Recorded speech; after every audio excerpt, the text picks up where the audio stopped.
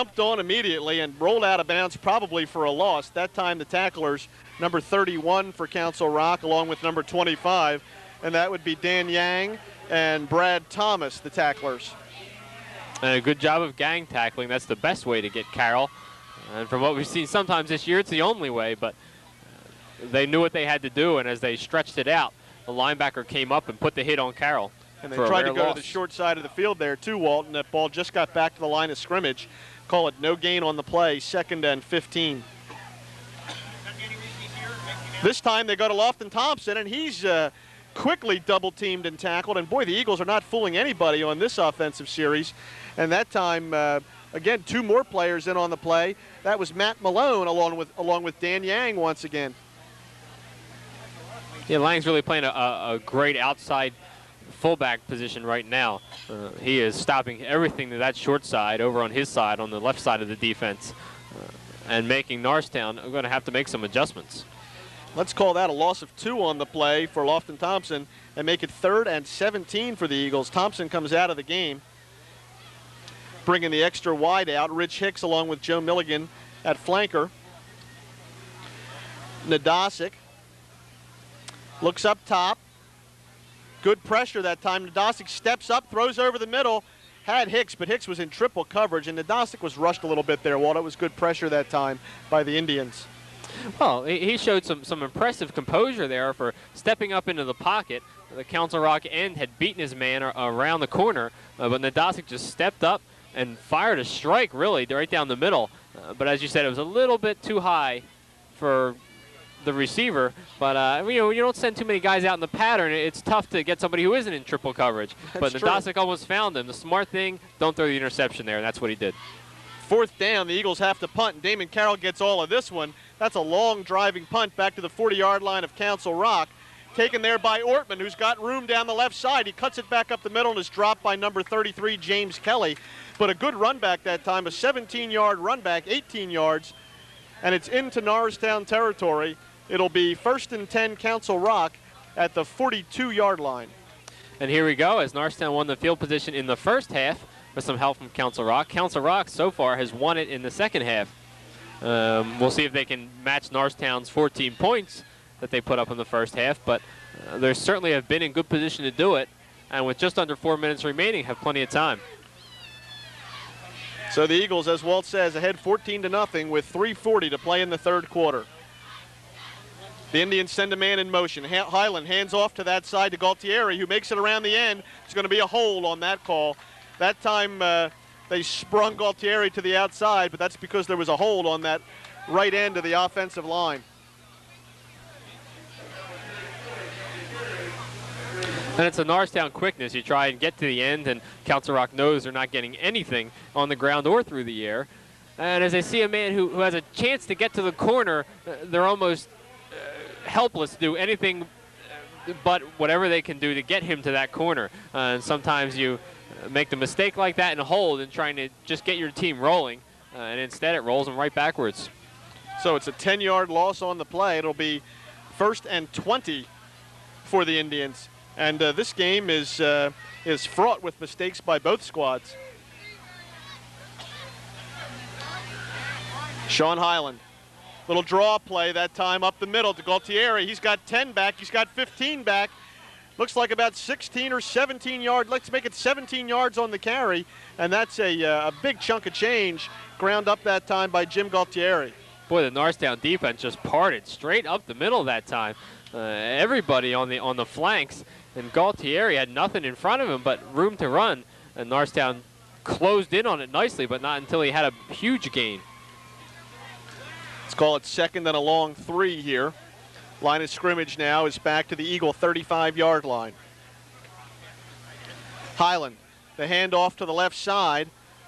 They bull their way into the pile. It's going to be close to a 1st down. The ball carrier that time, number 21, Dan Peters.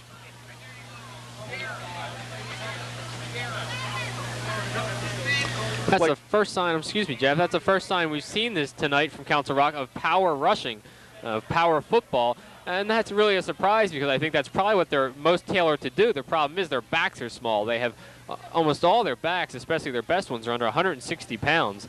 So despite the size of their line, their backs can get bounced around a little bit. And it's unfortunate because they just don't have the people to finish off what they're probably best tailored to do, and that's run power football.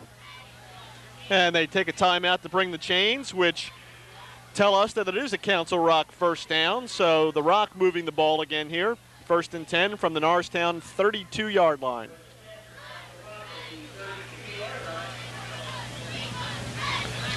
And the clock is running with 2:12 to play here in this third quarter. Sean Highland, the quarterback for the Rock. Again, the draw play up the middle to Gaultieri, and he's not fooled that time. Big play by linebacker Al Zone.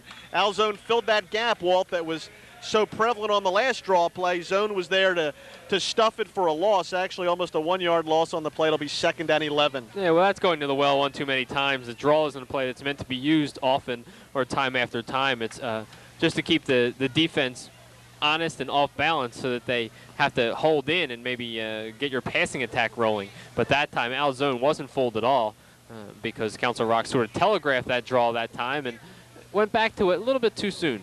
That was still too fresh in the Eagles' collective conscious there. We've got a timeout on the field for an injured Council Rock player.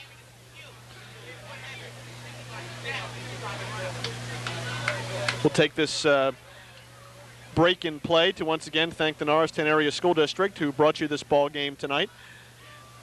Mr. Tony Koya, the Director of Communications, along with Sam Galbraith, our Director, and his able camera assistants, Jeff Holland and Garrett Hickman. And we don't want to forget to thank our statistician, Greg Fry, for his great help this evening. It's always nice to have a semblance of knowledge about what's happened in the game you've just watched transpire. And we so often don't, so. Unfortunately, not too busy tonight as the numbers aren't too big. So far, Council Rock hasn't really put together much of any kind of drive at all. They ended the half with an 11-play drive, but that, of course, went awry on downs. So now only the 3rd play of this drive, and they've gotten some big chunks of yardage, but they've had to make up penalties. That was number 34, Jim Gaultieri, their go-to back who was down on the field there. Gaultieri, though, came out off the field under his own power. Looks to be okay. I think we'll see him back shortly. Right now we have 2nd and 11 for the Council Rock Indians from the Norristown 33-yard line. Sean Highland has one back. Little play action. Looks up top. Gets the ball away, throws it into traffic, and that was an ill-advised pass. That time Highland should have either eaten it or thrown it out of bounds. Ra-Ra Lucane and Jeff Fiss in the backfield, and he really had no chance to complete that ball at all. Well, he went to that side because that's where they had the man coverage, but they had the man coverage out there on Damon Carroll. And on the other side, Omar Jenkins was also locked up one-on-one until Lamont Johnson came over and allowed Jenkins to play almost as a safety. And on that side, they were running pretty much a two-deep zone with Jenkins dropped back into free man coverage. So they tried to throw to the side where they had one-on-one coverage to Carroll, but Norristown closed it down well as they realized where it was going. So the pressure breaks up that play, and it's 3rd and 11 now. Once again, 3 receivers into the pattern, Fiss into the backfield. Highland rolls to the right, looks across the middle. I don't see any flags. That was James Kelly on the coverage that time, and he was stride for stride with the intended receiver, number 23, Jack Smith. So it'll bring up 4th now and 11. Now, what do you do, Walt, if you're Mike Ortman? Your team's down 14-0. 1:24 to play in the 3rd quarter. Still a lot of football left, but you're pretty deep into Norristown territory at the 32-yard line. Well, as much as I hate to see 5-yard passes on when you need 11 yards, they are not and look like they just cannot complete anything downfield. I think they have to try some sort of screen and get their linemen out and try and get Jeff Fiss out of the play. There is nobody on that Council Rock offensive line who can handle Jeff Fiss, and not once have they handled him tonight. But they only have one man in the backfield here, and they're split out wide. Looks like they're going downfield. The quick drop, they go up top, man, single coverage, one-on-one, and that was offensive interference. Yeah, that's everybody's upset here, the Norristown crowd, with that flag, but that's got to be offensive interference. Number 1, Omar Jenkins, in great coverage, on number 34, Jim Galtieri, and he just ripped Jenkins down from behind. Yeah, they just sort of ran over him. Their feet got tangled up. You can almost call it incidental, but you certainly couldn't call it defensive pass interference. No. They're waving it off. They're waving off the flag. So there is going to be no call there after they've discussed it. They have ruled it incidental, and that's not a high percentage play. They go to their lowest percentage play on 4th and 11 when you need the yardage. I just think you're seeing a team that may even have a good game plan, but just doesn't have the weapons to compete with Norristown. I agree. And on downs, Norristown takes possession of the ball. Good defensive stand there by the Eagles. That's sort of a bend but don't break philosophy. Rock gained some good yardage, but Norristown set up a good defensive stand on that last series of plays. And there's just no way they're going to beat Norristown through the air tonight. Well, a team like this, you have to break you. You can bend all you want because they're not going to bend you that much. They're not going to pound at you and bend you in the middle, and then they're going to try and throw to that flanker, and that's just not working. Goes up the middle to James Kelly. That's that three-back set we've seen so much of tonight. And Kelly, a good solid carry. Looks like for about 10 yards. It's going to be very close to a first down. And there it is. The official says he doesn't need to see those chains. It's a first down for James Kelly. 10 yards on the carry. So the Eagles will have the ball now at their own 42-yard line. I don't know if Norristown will use James Kelly as much in their remaining 3 games as they have in this game tonight. But he has certainly been the man tonight in keeping Council Rock off balance. And every yard he's gotten is straight up the middle. There's Kelly again. Huge hole for James Kelly, and he's got 11 more yards. Boy, I'll tell you, the right side of that Norristown line just opened up 2 huge holes. And Jeff, they're not trying anything fancy. They're just the guard is locking off his man, and the center is blocking down on his man, and Kelly's just running straight up the hole. He doesn't have to do any moving, any dancing. He's just covering up the ball and running straight ahead. And before he's touched, he's got a first down. It's nothing fancy, and it just shows you how Norristown's controlling the line. Well, that was great. Fabian, Fiss, and Schrader all came out of there like rockets and opened up a huge hole. Damon Carroll, this time it's going to be motion against Norristown. That ball was blown dead before the play ever materialized.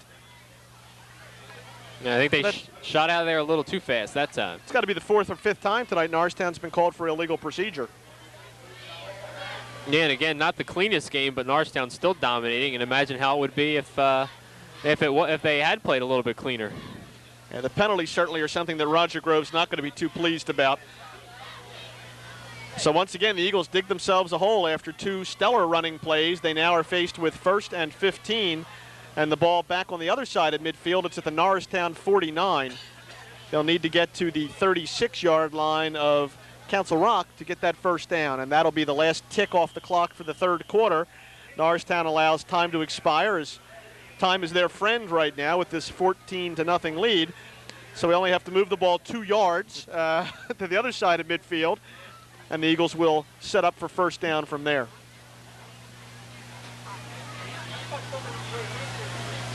Well, it certainly makes you think about how this Suburban 1 National is shaping up when a Council Rock team that right now is ahead of Norristown as far as one-loss record goes can be dominated so much by this Norristown team. Makes you wish you had seen some of these other Council Rock games to see exactly what they had done and who they had used. But so far, Norristown looking like they're far outclassing the Indians. Well, Walt, let's, for the moment, assume that Norristown holds on to win this game. Again, as we said at the top of the show, that'll leave Central Bucks East and Central Bucks West in a tie for first place at 5-1 in the league. Then you're going to have Council Rock, Truman, North Penn, and Norristown all at 4-2. So 6 teams within a game of first place. When's the last time that happened in the Power 10? Yeah, that's for sure. Most teams there's usually one running away with it with undefeated record, and everybody else is just scratching to catch up to them and get within 1 game. The Dosick is ready. Handoff goes up the middle to Kelly. They went back to the play that worked so well. This time, though, it only picked up about 3 yards, so it'll be 2nd and 12 for the Eagles.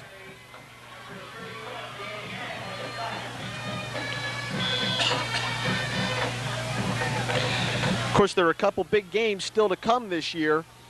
Central Bucks East and Central Bucks West still have to play each other in the battle of the first place teams, and it'll be an interesting clash. This Council Rock team has a short week as they have to play Central Bucks West, albeit at home, next Saturday. So very quickly they'll have to turn around and play the Bucks. And from what we're seeing right now, that won't be much of a game. This time they go to number 3, Lofton Thompson, and Thompson drags defenders with him, and he's very close to a first down, Walt. On the bottom of that pile for Council Rock, number 18, R.J. Haynes made the tackle, along with number 2, Jake Worrell. I really don't think Mike Ortman can have too many complaints about his defense tonight. The touchdown was a long run by Carroll on the first play, and there hasn't been a game this year, a Norristown game, where that hasn't happened in some form or another, albeit or whether it be a punt return or just a run from scrimmage. So you certainly can't complain about that. And Council Rock has held them and come up with a big turnover when they needed it. Their offense just has not been able to get anything going at all. And that was third and less than a yard right there, and A.J. Nadasic keeps the ball on the quarterback carry, and that's certainly going to be a first down. It was really about a foot or a foot and a half short from Lofton Thompson's run, and Nadasic bulls forward, picks up about 3 yards on the play and an easy first down. And once again, a Council Rock player down on the field, and looks like he's grasping at his right knee. Can't quite tell you who that is yet, but we'll get you a number and a name in just a moment. And every Council Rock injury has been right in the middle of that line, and because that Norristown line is just pushing them, just twisting them around, and as they're trying to hold their ground some, they're just getting pushed around too much.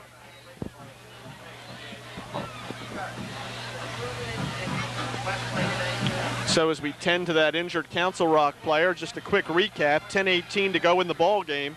The Eagles shutting out the Indians, 14-0 is the score. We've had no scoring here in this second half, which has been largely uneventful.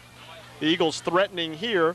They just obtained another first down, and that ball is now inside the 35-yard line. Let's call it the 34 of the Indians.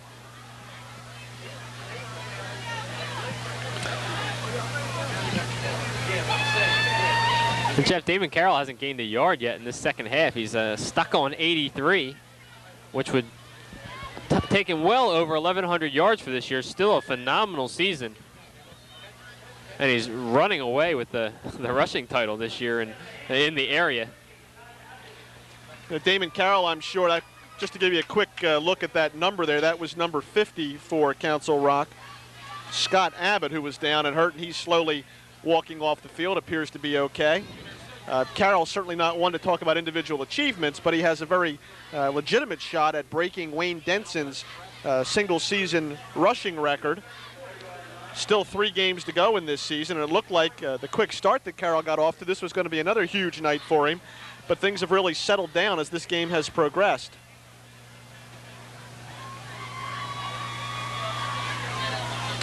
There's the pitch to Carroll. He cuts inside, beats the first tackler, but the second and third guys are all over him. Somehow Carroll manages to get past the line of scrimmage, but not for very much. It just continues to amaze me that you can have such a great back like Damon Carroll with all the yards that he has, and rarely will he run to the outside. And that's certainly not a criticism. I'm just saying it's amazing that he can get so many yards on the inside. Shows you exactly how slippery and how powerful he is. Well, obviously, Council Rock has taken a look at the film, and they've done a very good job tonight of forcing Carroll inside. I mean, we know he's successful there, but they have not let him get to the corner. And the cornerback is always there to punch him inside. Yeah, they are bringing a man up for help, and they're bringing him up at the right times, too, and that's why Carroll has only 1 long run tonight. That was a 2-yard gain. It's 2nd and 8 now. Milligan wide to the left. Nadasic yelling at his tight end. They call timeout. Boy, the Eagles were really confused there. They had no idea what page of the playbook they were on there.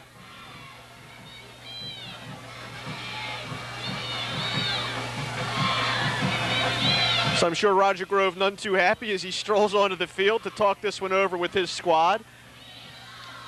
Yeah, it hasn't exactly been the cleanest game, as we've mentioned before. And something he'll have to work out. And, of course, he has a short week as well, as Norristown will get right back into action next Friday night. The Eagles will be playing Harry S. Truman away and then they'll come back home for their final home game on the 27th against Pennsbury. Then they'll finish away at North Penn. All 3 games certainly will be a challenge for this Norristown squad. We thought this Council Rock game would be a real battle of titans. It's been a battle, all right, but for different reasons.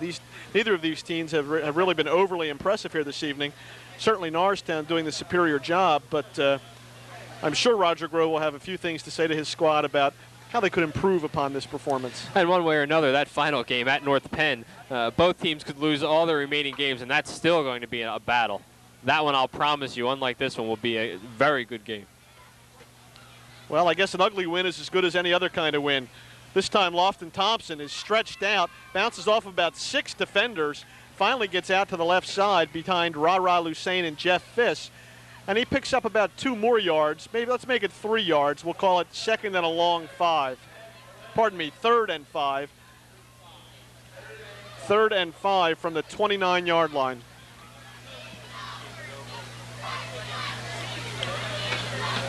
Eagles happy to be grinding some time off of this clock with 8:30 to play in the ball game. Again, they're deep in Council Rock territory, but need to probably put at least one more first down together to give their place kicker a chance to get the ball through the uprights. Nadasic goes up top. The lefty goes down the middle, and no chance for that ball to be caught. The intended receiver was the tight end that time, number 83, Shell. Nadasic misfired, though, and it'll be 4th down and 5. At that time, James Kelly did what the fullback is known better for, and that's block. As a man came off the end, it was number 71, Kevin Karpuk for the Indians, and James Kelly just locked up on him, and Karpuk did not move another inch, and it gave Nadasic time to throw that ball. So on 4th and 5 from the 29-yard line, the Eagles will go for the first down. They have Hicks to the left, Milligan wide to the right, Kelly and Carroll in the backfield. Nadasic, the pitch to Carroll, halfback option. He goes up top, throws for Hicks. Hicks comes underneath. Incomplete.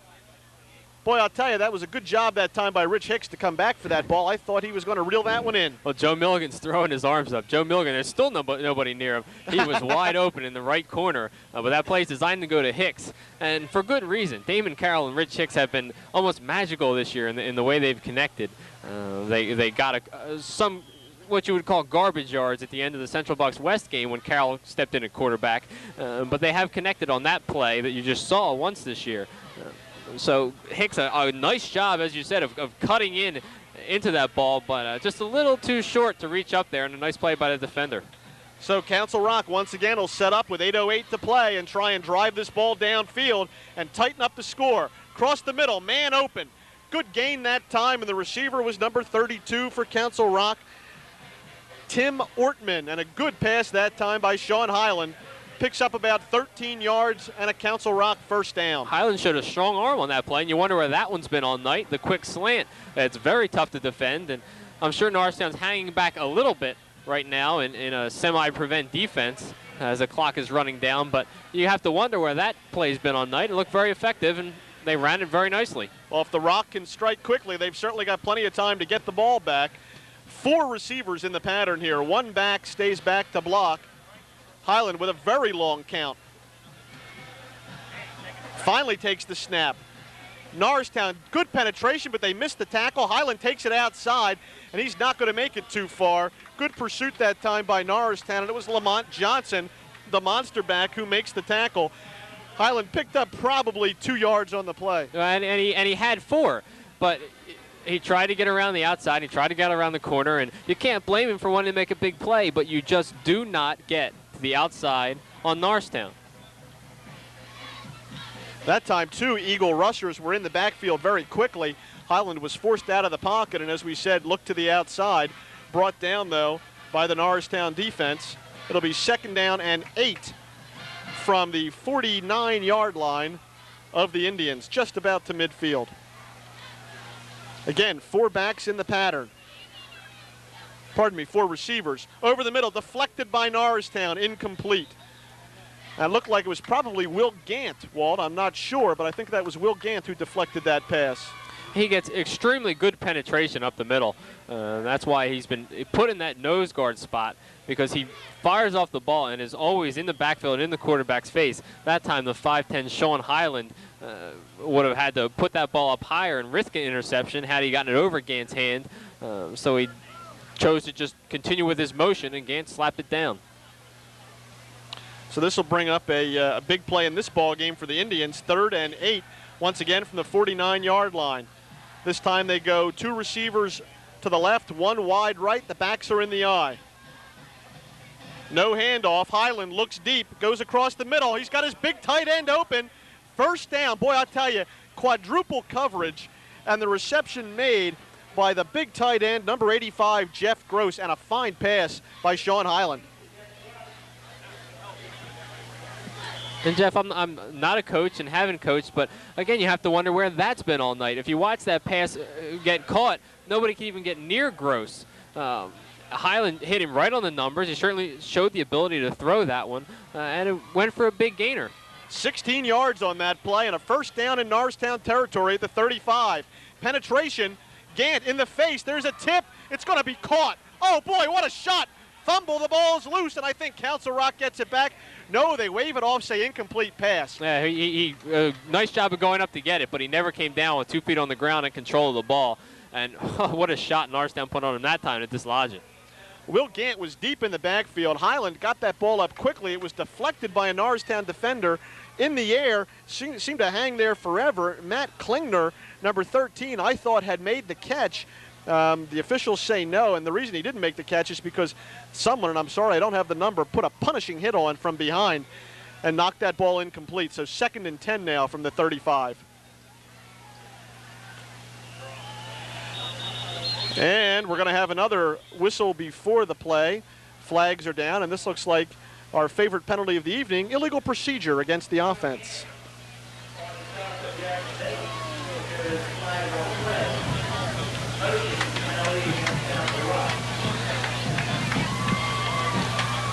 Well, these 2 of these last 3 plays, you've seen why Council Rock chooses to roll Highland out when they go to throw. He has trouble throwing over the lineman because he is only 5'10". And that time, it was a good throw, and I thought it was going to be complete, as I did see Klingner open in the middle of the zone there. But Norristown got a hand on it, and as it is, Klingner still got 2 good hands on it, but was just punished, and the ball was knocked out. Another stoppage by the officials. You know, that referee starting to look like one of the Pips or the Shirelles or something with all that hand spinning out there. He's getting good. John Travolta, maybe? He's going to have a rotator cuff injury by the time this game is over. Tons of penalties in this game, folks. 5:54 to go in the ball game. The Eagles still ahead, 14-0. No scoring in the second half. Now we've got a little more discussion. The referee talking to Norristown head coach Roger Grove. We're not quite sure about what. The situation is 2nd and 15 for the Indians from the 40-yard line.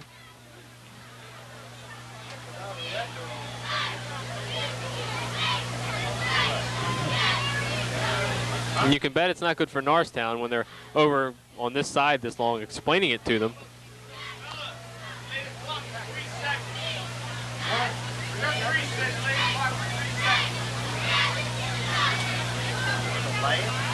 Delay the clock. Hold the clock 3 seconds.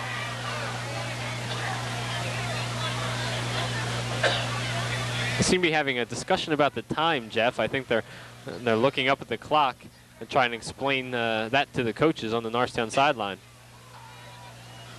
It looks like we have a situation with the clock. We're going to have to delay the clock 6 seconds before the start of the next play.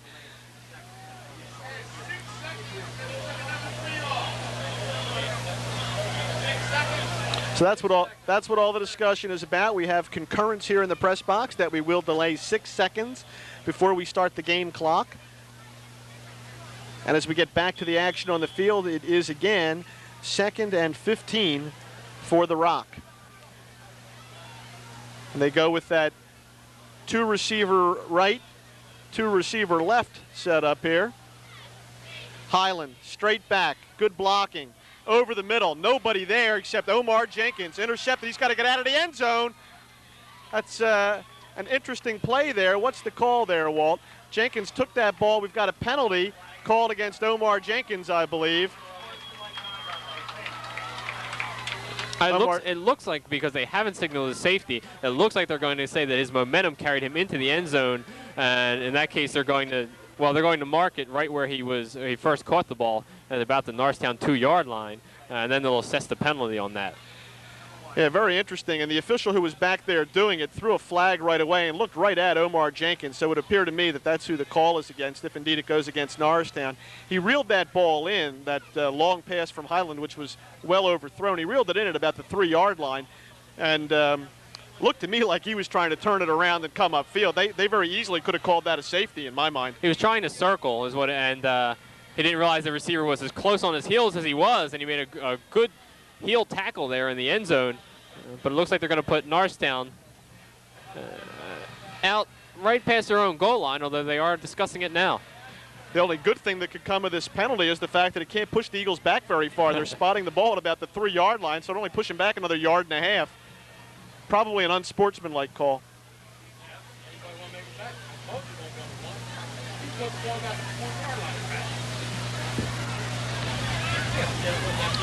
And again, the referee discussing things with Roger Grove.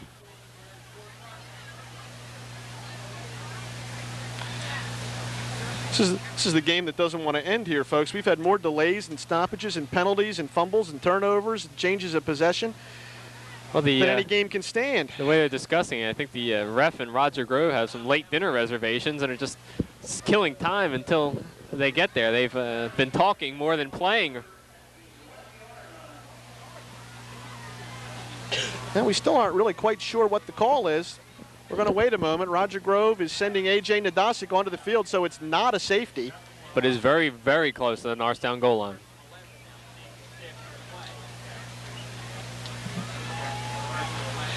And the call is unsportsmanlike conduct against the Eagles.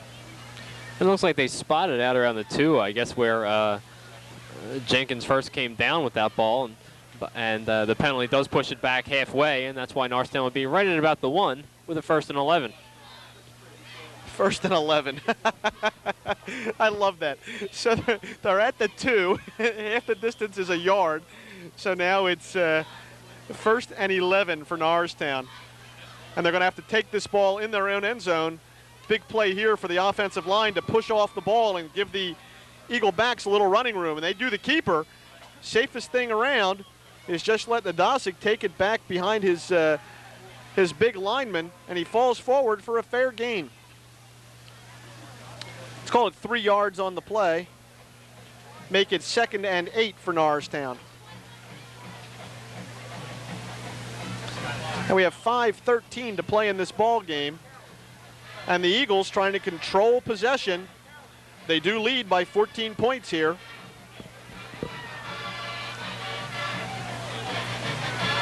Carroll and Kelly are the backs in the eye. They hand off right up the middle to Carroll. Carroll spins away. Boy, I'll tell you, he was so low to the ground there, I can't imagine how he stayed upright. But he did pick up, looks like about 6 or 7, let's call it 6 yards on the play. So it'll be 3rd and 2. Well, another dimension to his game that we really haven't talked about, he's so good at receiving hits. When he does have to receive them and can't slip them, he really lowers his shoulders well and doesn't let you get underneath him and hit him hard. He almost takes the hits and just rolls right off them, sometimes even delivering them more than the defender does. So that, again, that just adds to his durability and adds to his brilliance. 3rd and 2, they go up the middle, and I think they're going to be short of the first down there. That time they tried to go over left tackle again. And I think he's going to be short, Walt. We'll wait for this pile to sort itself out here. Roger Grove thinks he's short. And well, they're signaling 4th. Yep, there's the closed fist there. 4th down for Norristown. So a quick series, good defensive stand by Council Rock. And the Eagles will have to punt from deep in their own end zone.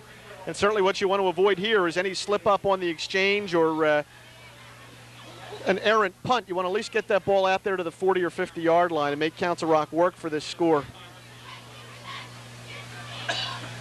And Council Rock might not get that player off the field. They just finally do. Almost too many men on the field. And there's a jump. Boy, I'll tell you, good job that time by Norristown. And if indeed Council Rock did jump off sides, that's going to be 1st down Eagles. Offsides, Council Rock, first down Norristown. Boy, that's a crucial error by the Indians. And it's obvious that they were coming on the block. They had men lined up outside, and that's who jumped. So they were a little bit eager, and the hard count by A.J. Nadasic drew them off, and that'll pretty much seal it. You're right, Walt. Barring a fumble or a quick turnover, this game is pretty much locked away for Norristown. All they have to do is run the ball 3 times. I think Council Rock does have all of their timeouts left. They'll probably utilize them very quickly, as Norristown, I'm sure, will use their ground game here. 3:02 to play. Up the middle, Carroll, good yardage, slips 2 tackles. Look at him spin and turn, and finally picked up another 2 yards. But somebody down below there, Walt, wouldn't let go of his ankles. It looked like, and there's the timeout call. That tackle was made, I think, by number 83, Chris Baker. But when it counts, Norristown went right behind Jeff Fisk. That time he was lined up on the right side, or excuse me, on the left side of Jason Fabian, the center. They went right up behind him. You saw how much room Carroll had before he was first hit. And it looks like they're bringing him down quickly, but you look up and he's got 7 yards.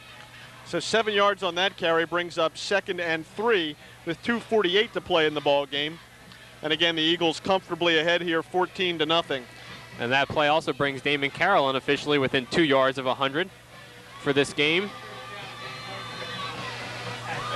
I'll tell you, after that first series, Walt, Council Rock really did a pretty good job of containing Damon Carroll in this ball game.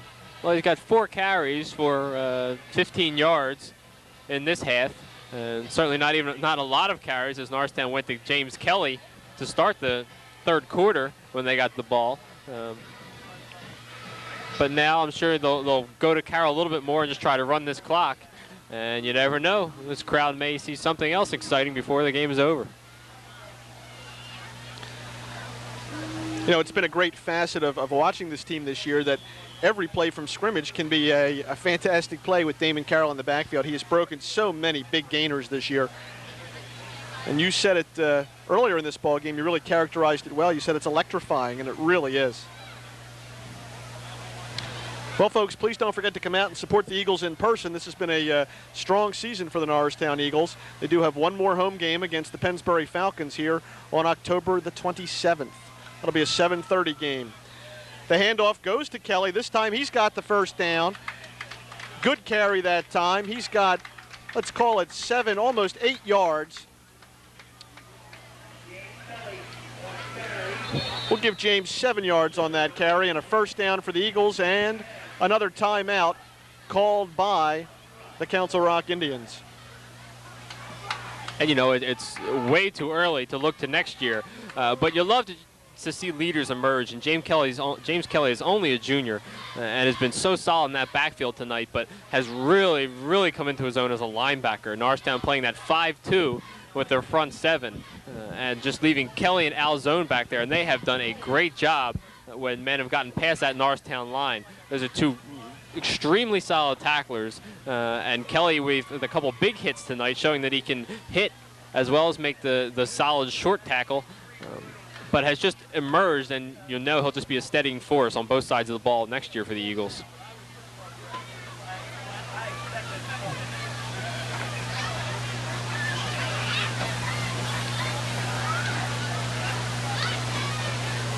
So Council Rock has used 2 of its 3 timeouts here.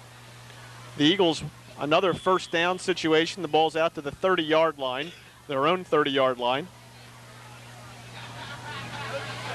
And we still see James Kelly and Damon Carroll, the backs in the eye. Lofton Thompson is set out in the split. Carroll off the right side, comes back up the middle. There it is, Walt, there it is. Touchdown. He's 40 yards to go, 30, 20, 10. Damon Carroll, touchdown, 70 yards. Well, that got him over 100, didn't it? Sure, in grand style, almost doubled his yardage for tonight. And there was again, start on the right side, cut back up the middle, blast right through the secondary. Nobody back there. You'd think there'd be somebody spying on Damon Carroll, but you just can't get him. Well, you know, I hate to say this, but do we look like geniuses or what? Didn't we just talk about how every play? I told you to stay. If you missed it, it's nobody to blame but yourself, because I told you to stay, and this crowd certainly is happy to see that. That's got to be the most exciting play all night. I almost hurt myself, pat myself on the back over that one. You too.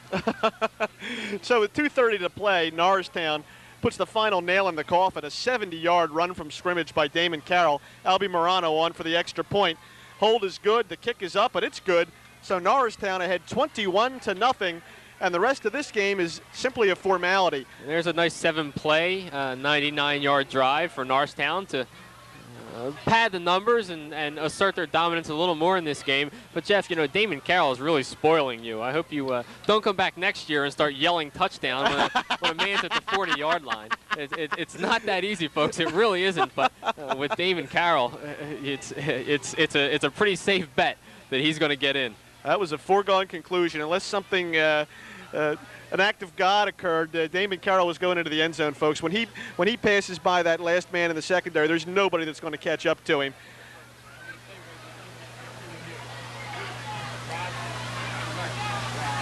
So I think you'll probably see on this last defensive stand, Walt, maybe you'll see some of the reserves come in. Depends on how much Roger Grove wants to preserve this shutout, I suppose. Damon Carroll with the average even better than his season average per carry. He's up over 10 yards a carry now with that 70-yard burst. 16 carries for 168 yards. Certainly a respectable evening. Respectable. Not brilliant for Damon Carroll. Morano kicks it on the ground. It's taken by one of the middlemen who pitches it back to another one of the middlemen. And the ball's going to be down at about the 40-yard line.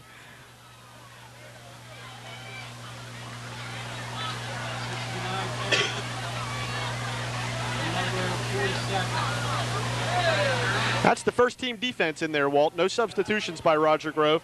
I think he wants to give his defense a boost of confidence here and preserve a shutout. Yeah, when you are in this spot and you have the shutout, not that the second team defense couldn't do it, but this is their game, this is their shutout. And with 2:24 left, he's going to make them earn it, and I'm sure they want that opportunity. Looks like Jeff Fish has come out of the ball game. I see him on the sidelines there. Child's in.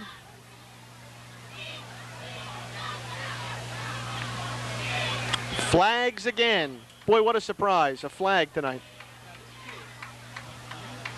James Kelly's ecstatic, so it must be against Council Rock. James is certainly a... Kid's a competitor, huh? He's a 60-minute player in a 48-minute game is what he is. But to tell you how long this half has taken, the floats are trashed and gone, the two that we had. So all that hard work. And pretty soon we're going to be cutting into the real Monday Night Football. This game started at 6 p.m. this evening, a special Monday night edition of Norristown Football. We'll try it again. That was another motion penalty against Council Rock. It'll be 1st and 15. Highland waits, sacked. Will Gant from behind. So the Eagles are just punishing Council Rock at this point. This is tough to take when you're on the far side of the field tonight. And it was Ra Lusain who jumped up, made Highland pull that ball down, and gave Gant that extra split second that he needed to come from behind for the sack. Well, let's see. 2nd and 20, minute 30 to play, and you're down by 21. What's the play? 3 men split right, throw it long. Throw it up. Everybody go to the telephone pole and cut in. Oh, they go for the screen. Oh, wow. What a hit by Lamont Johnson. Boy, I'm telling you, these poor kids at Council Rock, this is a pasting here at the end of this game. If you wonder where the term monster came from, that's where it was. The monster back. Lamont Johnson shoots it off that end, just breaks up that screen. That's been their, I can't even say bread and butter because they'd be starving if it were, but that's been their main play tonight, and Lamont Johnson was having none of it. Okay, 50 seconds to play. You're down by 21, 3rd and 30. What do you do? Hook and ladder. Highland waits. He's got a little time. Rolls out, throws it up. Nobody there but Eagles. Damon Carroll almost comes up with the interception. There were 4 blue jerseys that were closest to that ball. Now it's 4th and 30 with 41 seconds to play.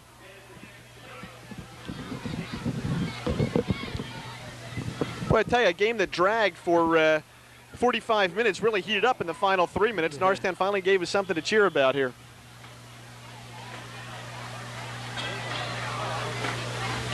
We've seen the best run of the night, the best hit of the night. A sack. We're doing okay here. That's for sure. You got to stay tuned for these last 2 minutes. Keep playing this one for 5 more minutes. We may have something really good. 4th and 30. Highland drops back from his own 20-yard line.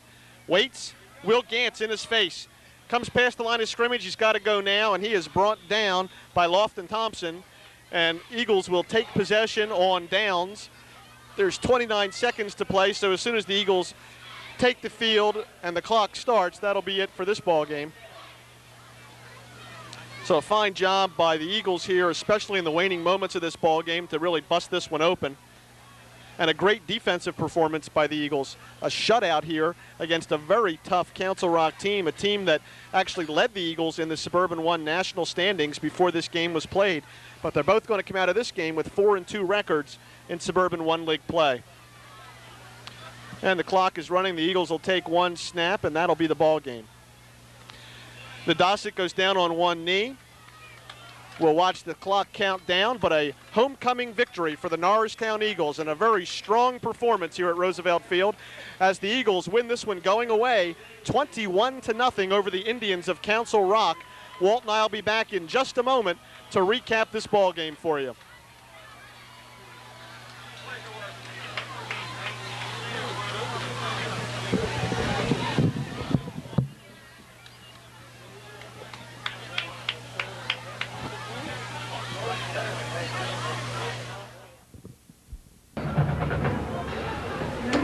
Well, folks, it wasn't pretty, but it's still a win. Norristown prevails tonight 21-0 over the Indians of Council Rock in what, for most of this game, dragged along. The Eagles really lit it up here a little bit in the last few minutes of play with that big Damon Carroll run. But Damon Carroll, another big night rushing the ball, 168 yards, 2 touchdown carries, 37 yards and 70 yards. Another touchdown sandwiched in between by Lamont Johnson, and a great defensive job by the Eagles. Well, Jeff, first of all, I think you talked yourself into saying Lamont Johnson. It was Lofton Thompson. They're 3 and 4, and they're very big playmakers on defense. But, yeah, Thompson got the 3-yard touchdown at the end of the second quarter that put Norristown up 14-0 going in. But Norristown just outplayed them tonight, and I think their heads weren't quite in it. Everybody was sort of disrupted, I think, by the movement of homecoming from the Saturday to the Monday because of the rain. But Norristown certainly, you just have to say, they did what they had to do. They outplayed them. And when you're not going so well at the skill positions, you dominate with your line, and that's exactly what Norristown did tonight, both sides of the ball. The Eagles certainly were the quicker team on the line tonight. We really saw a great deal of penetration by Will Gant, certainly Ra-Ra Lucane on the outside, and Al Zone coming up from his linebacker spot. They really used their quickness effectively to contain the rushing attack for the Indians. And Norristown also, for the first time really we've seen all night, they pounded the ball offensively. They used James Kelly to pound the ball from this fullback spot. But yeah, their quickness dominated, and we thought Council Rock would come in and try and use the size advantage that they had, at least on the front line. They really didn't try that at all, and they didn't do it. Norristown didn't let them. You know, it's interesting, in this second half we saw a couple of different big passing plays by quarterback Sean Highland. He went over the middle of his big tight end. We saw a nice slant pattern to one of the running backs. You know, you wonder where, like you said, where were some of these plays earlier in the game? Well, I'm not sure exactly what they were doing. Maybe because Norristown was laying back and they thought that they could take that. But they were definitely more creative in the second half, throughout the whole second half. They moved the ball better. They got no points because they couldn't finish. But they moved the ball just a lot better in the second half.